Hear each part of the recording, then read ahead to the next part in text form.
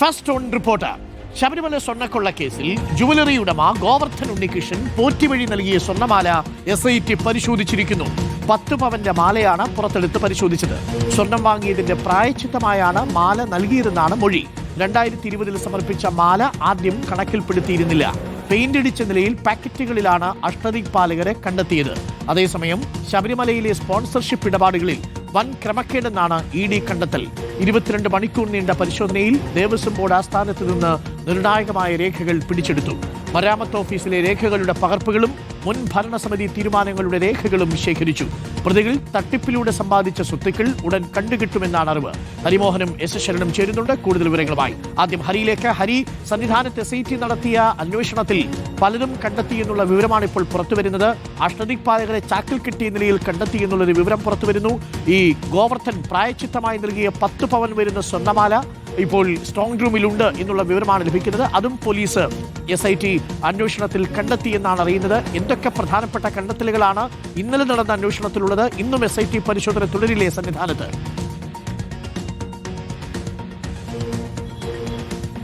അരുൺ, ഇന്നലെ ഉച്ചയ്ക്ക് 12 മണിയോടുകൂടി തുടങ്ങിയ പരിശോധന രാത്രി 1 മണിക്കാണ് അവസാനിച്ചത്. ഇന്ന് വീണ്ടും പരിശോധന നടക്കും, അല്ലെങ്കിൽ പരിശോധന തുടരും.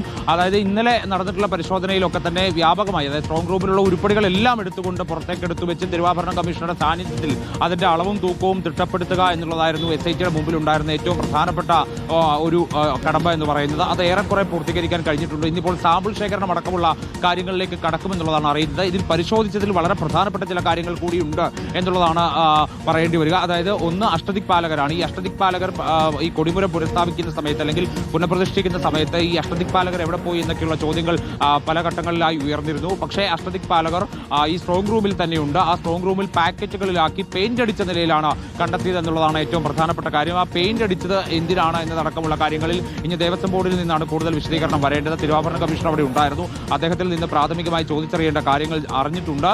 ഇനിയിപ്പോൾ കൂടുതലായി ദേവസ്വം ബോർഡിൽ നിന്ന് വിവരങ്ങൾ ശേഖരിക്കേണ്ടതുണ്ട്. അഷ്ടദിക്പാലകർ കേന്ദ്രീകരിച്ചുകൊണ്ട് ചില അന്വേഷണങ്ങളൊക്കെ തന്നെ SIT നടത്തുന്നതിനിടെയാണ് ഇതിങ്ങനെ ഒരു പാക്കേജിലാക്കിയ നിലയിലൊക്കെ തന്നെ കാണപ്പെട്ടത്. മറ്റൊന്ന് വളരെ പ്രധാനപ്പെട്ട ഒരു കാര്യം, ഈ കേസിലെ ഒരു തൊണ്ടിമുതൽ എന്നുള്ള നിലയിൽ തന്നെ കാണാൻ കഴിയുന്ന, സാങ്കേതികമായി തന്നെ കാണാൻ കഴിയുന്ന ഒന്നാണ് ഈ സ്വർണ്ണമാല എന്ന് പറയുന്നത്. അതായത് ഈ ഗോവർദ്ധൻ ഈ സ്വർണ്ണം ഉണ്ണികൃഷ്ണൻ പോറ്റിയിൽ നിന്ന് വാങ്ങിയ ഒരു ഘട്ടമുണ്ടായിരുന്നു. അതായത് വേർതിരിച്ചെടുത്ത സ്വർണ്ണത്തിൽ ഒരു പങ്ക് ഗോവർദ്ധനാണ് ലഭിച്ചത്. അത് പിന്നീട് ശബരിമലയിലെ സ്വർണ്ണമാണെന്ന് അറിഞ്ഞതുകൊണ്ട് തനിക്ക് പ്രായശ്ചിത്തം തോന്നി. അങ്ങനെയാണ് 2,70,000 രൂപ ഉണ്ണികൃഷ്ണൻ പോറ്റിക്ക് നൽകിക്കൊണ്ടൊരു മാല വാങ്ങി അത് മാളികപ്പുറത്തിന് സമർപ്പിക്കാൻ വേണ്ടി താൻ ആവശ്യപ്പെട്ടത്. അങ്ങനെ ഉണ്ണികൃഷ്ണൻ പോറ്റി ചെയ്തിട്ടുണ്ട് എന്നുള്ള കാര്യം താൻ പിന്നീട് അറിഞ്ഞു എന്നുള്ളതും ഗോവർദ്ധൻ നേരത്തെ SITയോട് പറഞ്ഞിരുന്നു.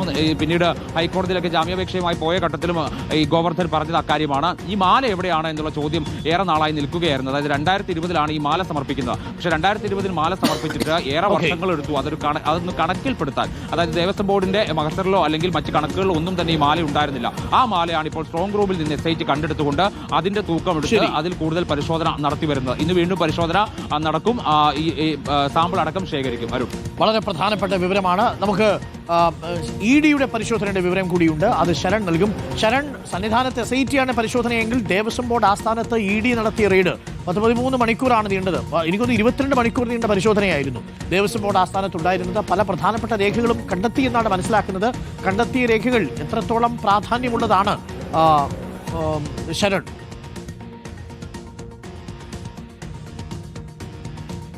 അരുൺകുമാർ, ഈ കണ്ടെത്തിയ രേഖകളൊക്കെ തന്നെ നിർണായകമായത് തന്നെയാണ്. ഈ കേസിൽ ഏറ്റവും നിർണായകമായിട്ടുള്ള രേഖകളാണെന്നുള്ളതാണ് ED പറയുന്നത്. അതിന്റെ സൂക്ഷ്മ പരിശോധനയിലേക്ക് ED കടന്നിരിക്കുന്നു എന്നുള്ളതാണ് പ്രധാനപ്പെട്ട കാര്യം. ഇന്നലെ 21 ഇടങ്ങളിലാണ് ഒരേ സമയം റെയ്ഡ് നടക്കുന്നത്. അതിൽ തന്നെ ഏറ്റവും കൂടുതൽ റെയ്ഡ് നടന്നിരുന്നത്, ഏറ്റവും കൂടുതൽ സമയം ചെലവഴിച്ചിരുന്നത് തിരുവിതാംകൂർ ദേവസ്വം ബോർഡ് ആസ്ഥാനത്താണ്. അവിടെ നിന്ന് പിടിച്ചെടുത്ത രേഖകളുണ്ട്. അതിന്റെയൊക്കെ സൂക്ഷ്മ പരിശോധനയ്ക്ക് ശേഷം പ്രതികളെ ചോദ്യം ചെയ്യാനുള്ള നടപടികളിലേക്ക് കടക്കുമെന്നുള്ളതാണ് ED ഏറ്റവും ഒടുവിലായി അറിയിച്ചിരിക്കുന്നത്. എന്തായാലും ഈ ദേവസ്വം ബോർഡ് ആസ്ഥാനത്ത് നടത്തിയ പരിശോധനയിൽ വളരെ പ്രധാനപ്പെട്ട കണ്ടെത്തലുകളിലേക്ക് ED എത്തിച്ചേർന്നിട്ടുണ്ടെന്നുള്ളതാണ്. പ്രധാനമായും ഈ ശബരിമലയിലെ സ്പോൺസർഷിപ്പ് തുകയുടെ മറവിൽ, അതിൽ തന്നെ തുക അത്തരത്തിലുള്ള ഇടപാടുകളുടെ മറവിലൊക്കെ തന്നെ വലിയ തിരിമറികൾ നടന്നിട്ടുണ്ടെന്നുള്ളതാണ്. സാധാരണഗതിയിൽ നമുക്കറിയാം, അവിടെ എന്തെങ്കിലും അറ്റകുറ്റപ്പണികൾ നടക്കുകയാണെന്നുണ്ടെങ്കിൽ അതിനെ സ്വാഭാവികമായിട്ടും മരാമത്ത് വിഭാഗത്തിന്റെ അനുമതി അവർ പരിശോധന നടത്തി അവർ അതിലൊരു തീരുമാനമെടുക്കുന്നു. അതിനുശേഷം ടെൻഡർ വിളിച്ചുകൊണ്ടാണ് കരാർ നൽകുന്നത്. പക്ഷേ അത്തരത്തിലുള്ള നടപടിക്രമങ്ങളൊന്നും തന്നെ പാലിക്കാതെ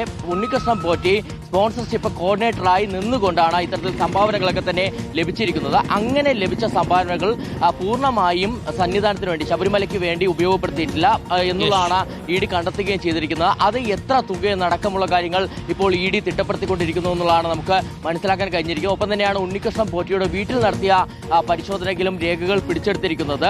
അദ്ദേഹത്തിന്റെ വീട്ടിൽ നടത്തിയ പരിശോധനയിൽ സാമ്പത്തിക ഇടപാടുകൾ, പ്രധാനമായും ഇത്തരത്തിൽ തട്ടിയെടുത്ത പണം ഉപയോഗിച്ച് വലിയ തോതിൽ ആസ്തികൾ വാങ്ങിക്കൂട്ടിയിട്ടുണ്ടെന്നുള്ളത് ഇ ഡി കണ്ടെത്തിയിട്ടുണ്ട്. അപ്പോൾ ഉണ്ണികൃഷ്ണൻ പോറ്റിയുടെ അടക്കമുള്ള പ്രതികളുടെ സ്വത്തുക്കൾ കണ്ടുകെട്ടാനുള്ള നടപടികളിലേക്ക് ഇ ഡി പോകും. അതിന് മുന്നോടിയായിട്ട് പ്രതികളുടെ ബാങ്ക് അക്കൗണ്ടുകൾ മരവിപ്പിക്കാനുള്ള നീക്കം ഇ ഡി നടത്തുന്നുണ്ടെന്നുള്ളതും നമുക്ക് മനസ്സിലാക്കാൻ കഴിഞ്ഞിട്ടുണ്ട്.